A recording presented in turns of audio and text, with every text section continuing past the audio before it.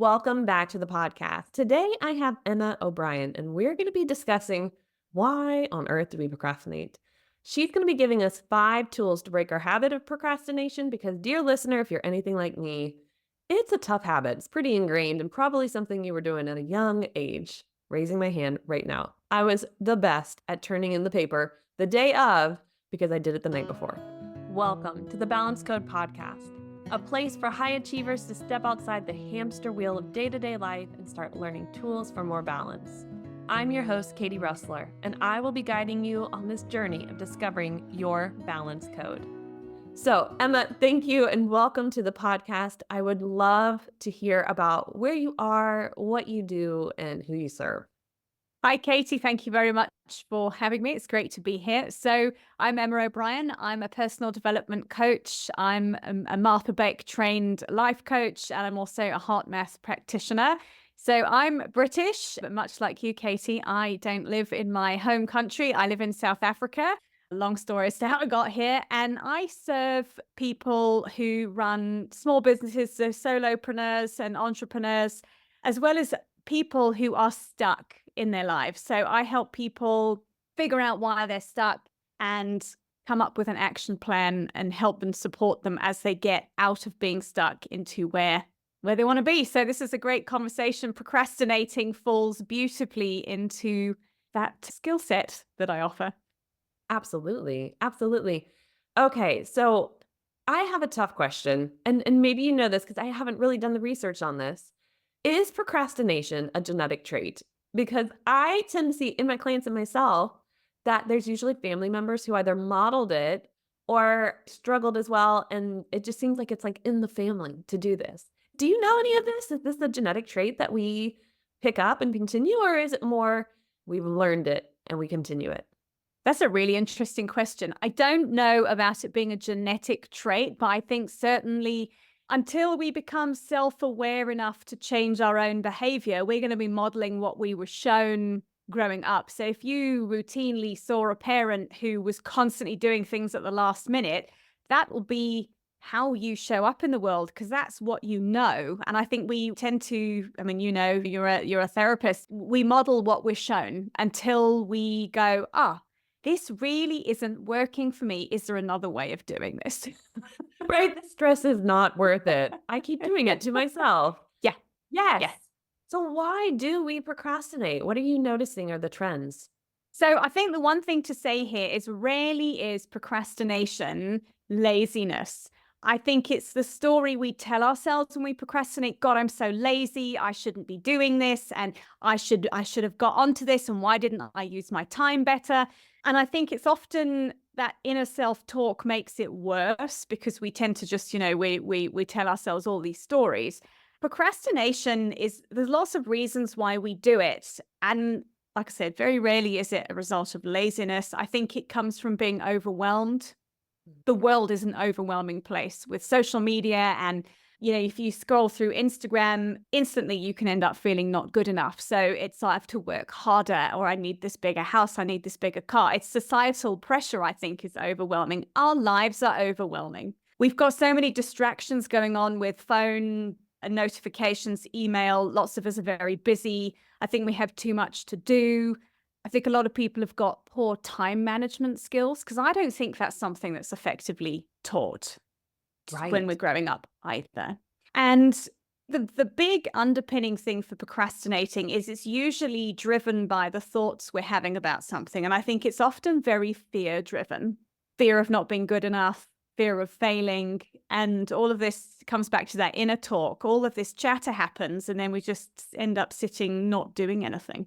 I'm intrigued to know what your experience with your clients has been as well on this. Yeah, no, I think you're exactly right. I think another component is some of us perform at our best with that pressure behind us.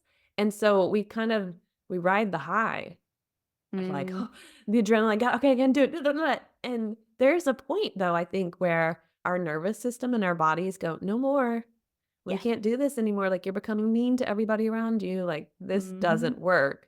Mm-hmm. So yes, it is the thought process. It is the I don't want to do that thing, or there's so many other things that are more important first. And then that time pressure. Like all of a sudden we have like a stopwatch basically, right? Like, can you beat the clock? Mm-hmm. I'm going to be 15 minutes late to the thing I need to get to because I decided to do this activity right before leaving the house, right? Yeah. You know? Oh, yeah. I think also to come back to what you've said, that piece about I perform better under a deadline is also a story we tell ourselves. Mhm. Absolutely. Just to Absolutely. throw that out there, because I think often it is. And that's been something, and I say that because that was a story I told myself. And then you have no choice but to pull the thing off because you have a very hard stop. Right. And if you reflect back, chances are if you did a little bit every day for 2 weeks, you wouldn't be the day before doing the whole thing if you planned your time better. And that's where I think the time management piece comes into play. Most people are bad at managing time. Yes, I agree. That's not a skill set that is taught. We're kind of just following the lead of what is told to us in school or at home, or like there's always someone leading us versus us leading ourselves. And it's hard to be Mm-hmm. self disciplined with that. Well, Mm-hmm. let's segue into what are those 5 tools to break the habit of procrastination? Let's start with number one. Yes, I think the first one is to get better at managing your time.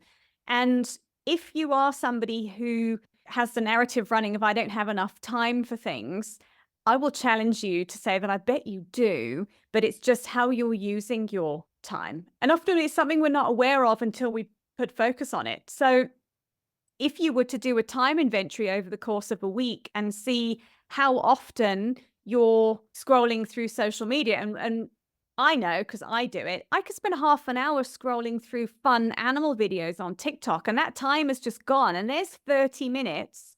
I could have been doing something more useful. So it's starting to be aware of where you're using your time. And when we know where the time is going and we can plug up time leaks, we can start to use our time far more effectively. I think that's a really big one. Yes, and I know for a lot of us, when the iPhone came out with the track what you're doing thing, and it was like you all of a sudden could see how much time you were spending on your phone.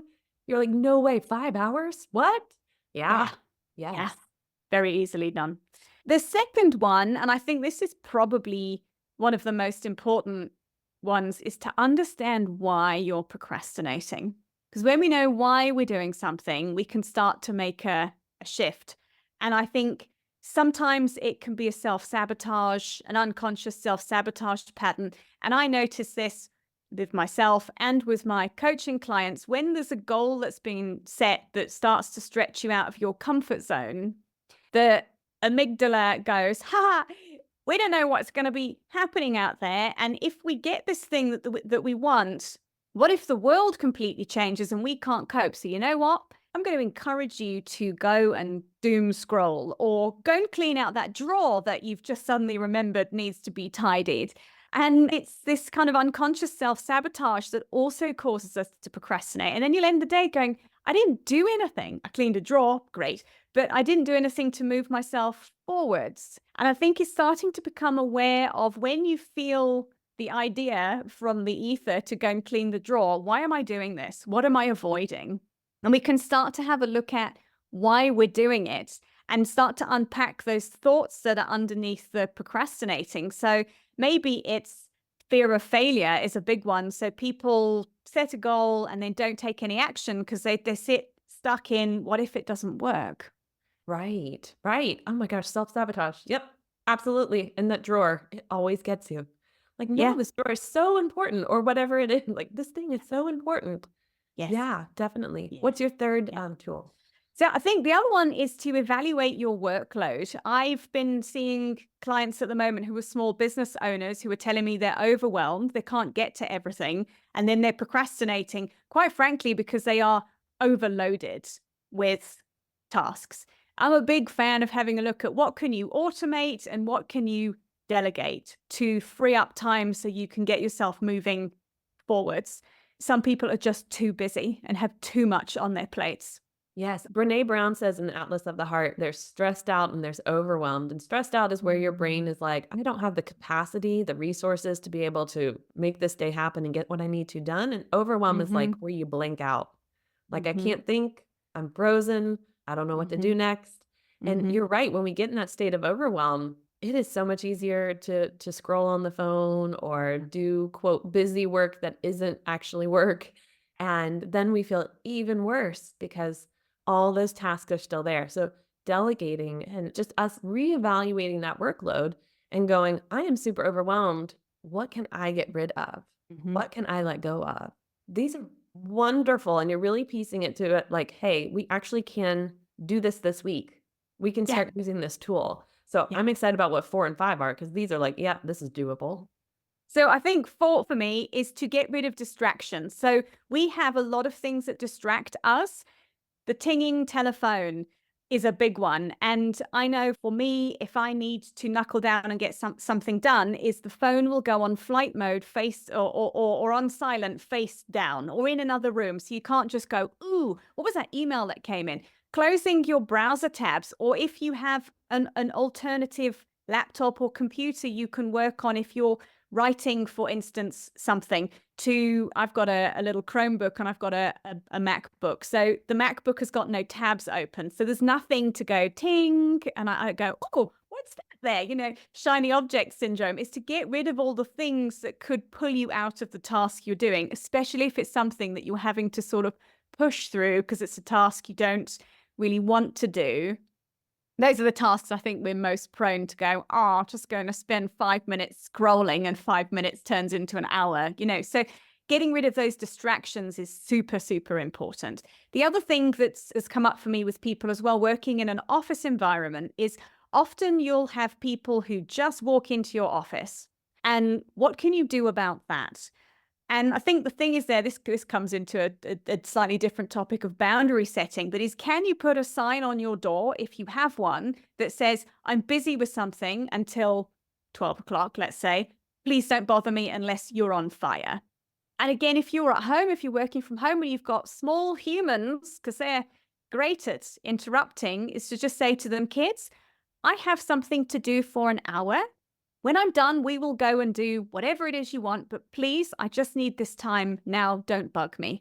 And I think it's just being aware of what the distractions can be and mitigating as far as possible. Absolutely. And with those kids, I find timers help.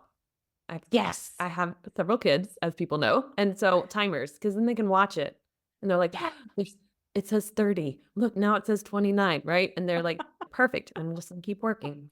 Hey there, I wanted to take a moment to interrupt this interview to share with you a resource I have for you. Do you find that you and your partner struggle to set goals together? No, I'm not talking about cleaning out the garage or finally filing taxes, but to actually set goals about your relationship. Well, I have the couples goal setting workbook just for you and your partner to help you start getting more focused on building your relationship rather than getting the to do list items off of your household tasks. So, check down in the show notes for the couples goal setting workbook and make sure you take some time out in the coming weeks to use it and start to build a stronger relationship together through setting goals that you're both excited about. Now, let's go back to the company culture because I have worked with some companies here in Munich that have an open door policy. So it is against the rules to close your door unless you're in a meeting or, something heavily important. And I remember talking with them about boundaries and the fact that if you want to be productive, you can't keep being interrupted. And Yeah. though they got the concept, it went against the values of the company. And I said, okay, well, then you have to decide what's more important, a community style feel of we're always available or healthy boundaries that allow you to be productive with time slots of when you are available and that they Yeah. can come. And so it was something we had to really hash out because I totally get that there are companies out there who desire that culture of we are here for you anytime you need. But then don't expect for, your employees to be able to get things done easily. Don't expect Yeah. your higher managers to be able to stay focused. There's Yeah. going to be a constant interruption. And as you and I know, that's 20 to 25 minutes of your time just getting refocused Yeah. after you've paid attention to the person walking in your office or that being Yeah. the email. We like to feel important. So when somebody comes to our desk, oh, hello, you're here to talk to me. Or bing, Mhm. oh, something's on my phone. What does somebody need or want from me? Mhm. But then you're not going to get things done. We have to be really mindful if you're in a company culture like that. These are the types of conversations to be having with your Yeah. team about Where are appropriate boundaries? You don't have to be closed door all the time, but where are Mm. appropriate boundaries? I love beautiful offices that are all like glass walls, but then I also think, you poor people. You can never, Yeah. you're There's no privacy. always distracted. So there are these Yes. concepts that we have of making things look modern and beautiful, but we're actually making it worse for ourselves. Yeah. Yeah. I was talking recently to an ADHD coach, and that's an interesting one with procrastinating. And she said sometimes it might be as simple as if you're in an open plan office, and like you said, you're in a culture where everybody, in order to be in line with the company values, has to be available. But maybe it's you put some headphones on and you have and I think it is about open communication within a team of people saying, guys, I work much better if I have 2 hours without being bothered. Other people will be able to dip in and out. And it's understanding how each person works and what the boundary is. So it might be putting a pair of headphones on. So for somebody saying to the rest of the team, when I have my headphones on, I'm busy with something, I'm not available. When I'm not wearing the headphones, you can come in and you can ask me whatever. But there might just need to be some signal of I'm busy with something and I need to be able to focus on this. It makes, like you said, it makes it so hard to restart on a task if you're in the zone and then every 5 minutes somebody's coming in to ask you a question. I mean, I thankfully don't work in that environment. It's frustrating. It's frustrating enough if I have my dogs barking when I'm doing something, let alone somebody coming and bothering me every 5 minutes. Absolutely. And every introvert listening is like, I'll just put the headphones on the whole day, The right? whole Like, day, glue them on. big project, guys, big project. Really just have no time. I'm so sorry. Well, Emma, what is the fifth tool you have for us? So I'm toying with which one I share here. So maybe I'll give a bonus extra one if we've got time. So I think having accountability is really, really helpful for getting stuff done. This is where if you are a small business owner or you're somebody who's working on personal life stuff, this is where having a coach is really valuable because you've got someone to hold you accountable. In a work environment, it's having agreed upon deadlines and having that accountability. And I think if you are somebody who tends to go, oh, I've got loads of time to get this done, and then gets to the day before something's due, if that's you, maybe you can build some accountability in of checking in with somebody to say, today I did 30 minutes towards this project. I think once somebody shifts their way of working out of lastminute.com into planned spacious time, you won't go back to the lastminute.com because it's actually so nice to be, and it's an alien concept for a lot of people, I think, in our culture to feel under control. It's an alien concept, but it's very helpful and it's much less stressful. Absolutely. Yes, I was just thinking about there's these times where we think that we don't need accountability. We think that it's weakness. And yet, and I've said this on the podcast before, we forget that from childhood to now, we've always had accountability. We've always had, Yeah. wake up, it's time to get up. Hey, did you remember this? Time to turn in that paper, take the test. But we always have had accountability. So why do we get in this place in adulthood where we're like, no, accountability is bad and that's weak? Like, no, you're already conditioned this way. Like, it actually supports you to have the accountability. Hmm. And it will help you reach your goals faster, be more productive, get things done.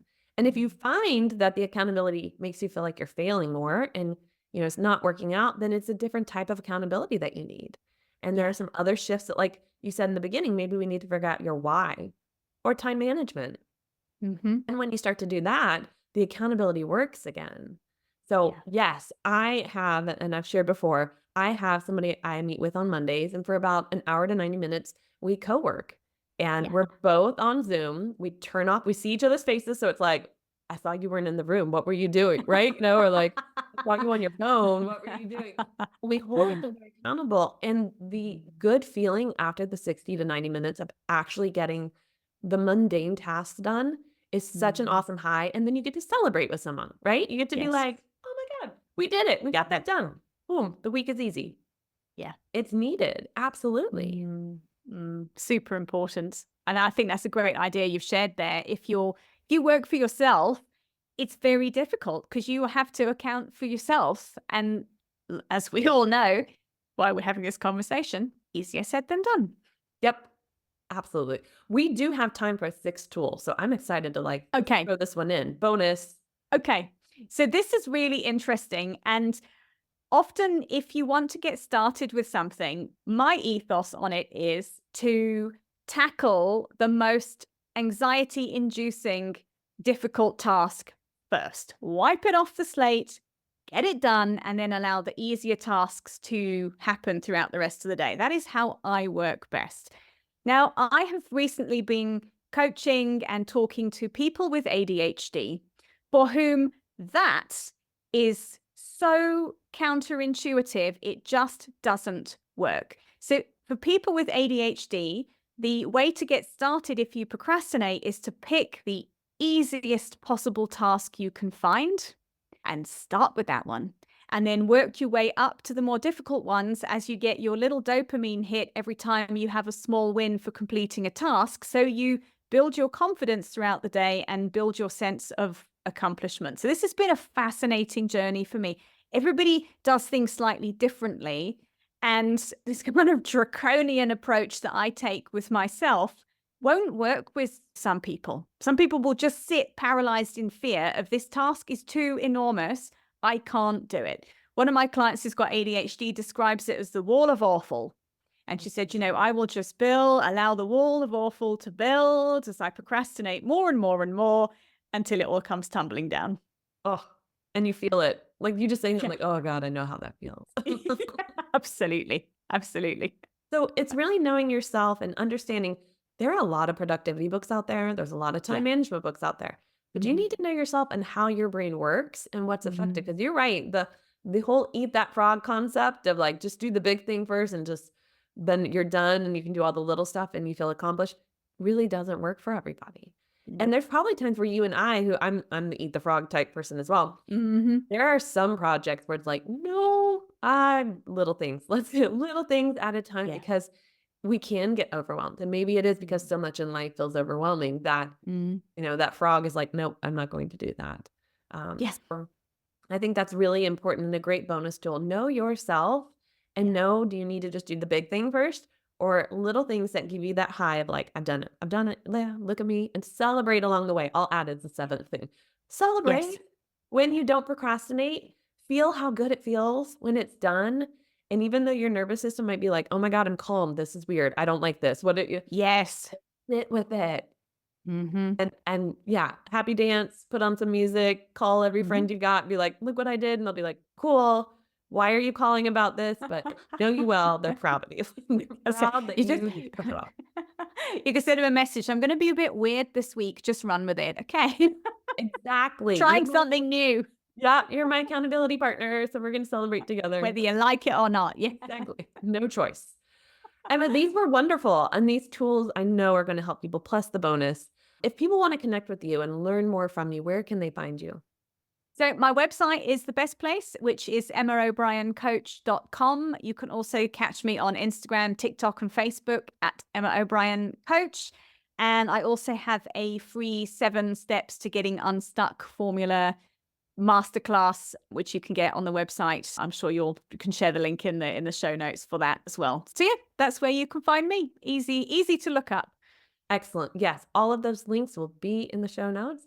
Emma, thank you so much for teaching us today and giving us some fun tools, making it interactive. And I'm excited to sit down and go, okay, what are the ways I can start to tweak things? Because I know there's some areas I can work on in figuring out my why and how to switch some accountability and improve my time management and really look at the overwhelm. Definitely. Thank you. Thank you so much for being here. Thank you very much for having me. It's been great. I've really loved our conversation. And dear listener, here's to finding our balance code. Thank you for listening to today's episode. I hope you enjoyed it. Take a moment to leave a rating and a review on your favorite podcast platform. That helps other listeners just like you to find this podcast too. Want to connect and learn how we can work together? Check out the links in the show notes below. Discovering your balance code doesn't have to be a one-person journey. You can have a team, and I'd love to support you. So here's to finding our balance code.